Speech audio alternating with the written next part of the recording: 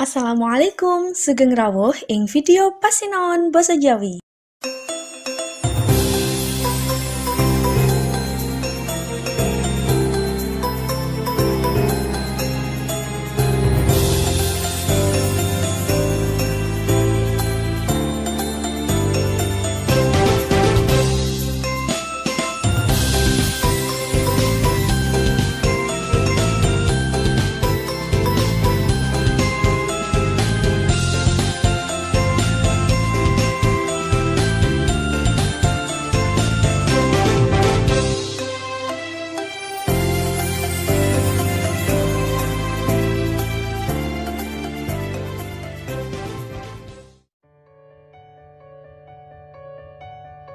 Materi ing video iki yaiku ngenani cerita cekak utawa sing sering diarani cerkak.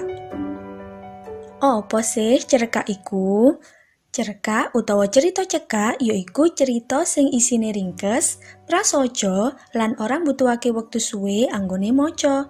Dadi, cerkak iku isine fokus ing sawijine paraga sarta sawijine kedadean sing dirasakake paraga kasebut. Cerkak nduweni unsur pamangun. Unsur pamangune cerkak kaperang dadi loro, yaiku unsur intrinsik lan unsur ekstrinsik. Unsur intrinsik yaiku unsur pamangun cerita kang ana sajroning cerkak kang nyengkuyung anane cerkak. Unsur intrinsik dumadi saka tema, latar, alur, paraga lan wewataan, sudut pandang, lan amanat. Nah, saiki ayo dionceki siji mbaka siji unsur intrinsik cerkak. Sing kapisan yaiku tema. Tema yaiku pokok masalah utawa dasar saka sawijine cerita utawa gagasane cerita. Sing kaloro yaiku latar utawa setting. Latar utawa setting yaiku nerangake papan panggonan, wektu, lan swasana sajroning cerkak. Dadi, latar utawa setting iku ana telu, yaiku latar panggonan, latar wektu, lan latar swasana.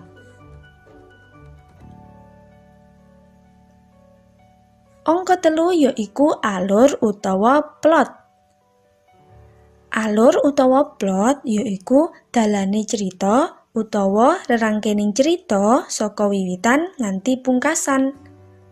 Alur cerita cekak ana telu, yaiku alur maju, alur mundur, lan alur campuran. Alur maju kuwi cerita kang runtut saka wiwitan nganti pungkasan, ora ana pengulangan wektu. Dene alur mundur yaiku oleh nyeritakake biasane dijujuk saka pungkasan. Nalika wis arep rampung, banjur mbaleni cerita sadurunge. Dadi ana mbaleni wektu sing wis dilakoni. Banjur ana uga sing diarani alur campuran. Alur campuran yaiku gabungan antarane alur maju karo alur mundur. Dadi, ceritane bisa diwiwiti saka wiwitan, banjur ana mbaleni wektu sing nyeritakake jaman biyen. Sabanjure yaiku paraga lan wewatekan. Paraga yaiku pawongan utawa tokoh sing ana sajrone cerkak.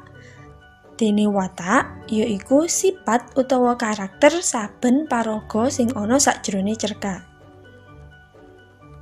Ada dasar watake, paraga diperang dadi telu, yaiku paraga protagonis, paraga antagonis, lan paraga tritagonis. Paraga protagonis yaiku paraga sing tumindake becik utawa bener. Paraga antagonis yaiku paraga sing tumindake ala. Dene paraga tritagonis yaiku paraga sing nengahi antarane paraga protagonis lan antagonis. Unsur intrinsik sabanjure yaiku sudut pandang. Sudut pandang yaiku carane panulis nyeritakake cerita. Sudut pandang iki bisa didelok saka ukara kang digunakake pengarang. Sudut pandang iku kaperang dadi loro, yaiku sudut pandang wong kapisan lan sudut pandang wong katelu. Sudut pandang wong kapisan bisa dititiki kanthi panganggone tembung aku nalika nyeritakake ceritane. Dene sudut pandang wong katelu bisa dititiki kanthi panganggone tembung dheweke utawa nganggo jeneng wong. Kayata Budi, Ani, utawa jeneng-jeneng wong liyane. Unsur intrinsik cerkak kang pungkasan yaiku amanat. Amanat yaiku pesen kang disampaiake penulis utawa pengarang kanggo wong sing maca cerita supaya bisa dadi patuladan kanggo urip. Amanat biasane bisa diarani pesen moral. Unsur pamangune cerita cekak kang kapindho yaiku unsur ekstrinsik. Unsur ekstrinsik yaiku unsur pamangune cerkak kang ana saknjabane cerkak. Ora nduweni gegayutan langsung marang pamangune cerkak. Unsur ekstrinsik ing antarane yaiku nilai-nilai sakjroning cerita. Tuladhane kaya nilai agama, budaya, politik, lan ekonomi. Banjur unsur ekstrinsik uga bisa saka pengalaman uripe pengarang. Dadi, cerita-cerita cekak biasane ora adoh karo pengalaman uripe pengarang.